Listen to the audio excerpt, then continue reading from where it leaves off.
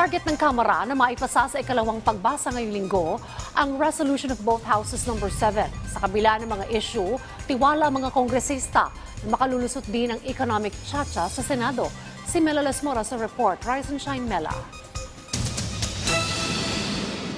After more than a week of lengthy debates and discussion on resolution of both Houses No. 7, through a committee of the whole House of Representatives, we will now vote for the approval of Committee Report 985, which adopted RBH 7 without amendment. Sinimulan na ng Kamara ang plenary debates ukol sa resolution of both houses No. 7 na naglalayong maamyendahan ang ilang economic provisions ng konstitusyon. Ayon kay House Majority Leader Manix Dalipe, sa Miyerkules target nilang maipasa na ang RBH 7 sa ikalawang pagbasa at bago naman ang Holy Week break, umaasa silang maaprubahan na ito sa ikatlo at huling pagbasa. Gayunman, pagtitiyak ni Dalipe, bubusisiin pa rin nila itong mabuti at ang lahat ng mambabatas na may katanungan pa ukol dito, mabibigyan naman ng sapat na panahon at pagkakataon. In-expect namin na maraming pwede magtanong, so we are binibigyan natin ng 3 araw na plenary debates ang ating resolution of both houses No. 7. Hindi lang 1 araw, hindi lang 2 araw, kundi 3 araw na debates, deliberation on second reading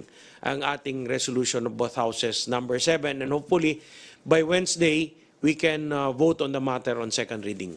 Kahit ang minorya, masaya naman sa usad ng RBH 7 sa Kamara, lalo pat nabibigyan sila ng pagkakataon na magbahagi ng pananaw ukol dito. We're very happy with the turnout of the results. So moving forward into the process, of course, we leave it to our majority floor leader, sila pong may call dito. But we are anticipating that the same exhaustive deliberations would be afforded po to the members of minority, that we would have that assurance that we could really thresh out these issues kahit dito po sa plenary deliberations na. Pero kung sa Kamara, mabilis ang pag-usad ng RBH 7, sa Senado, iginit naman ni Senator Sonny Angara na mas mainam kung tutulong si Pangulong Ferdinand R. Marcos Jr. na kumbinsihin ang iba pang senador na suportahan ang sarili nilang RBH 6. Ang mga kongresista hindi naman sang-ayon dito. A call to the President and asking him to convince senators further, I think is a little bit asking for a little bit too much of the President, because given that the President has already mentioned it many times in many occasions, given that the President has stated his position on economic amendments na kinikailangan na po talaga ng bansa.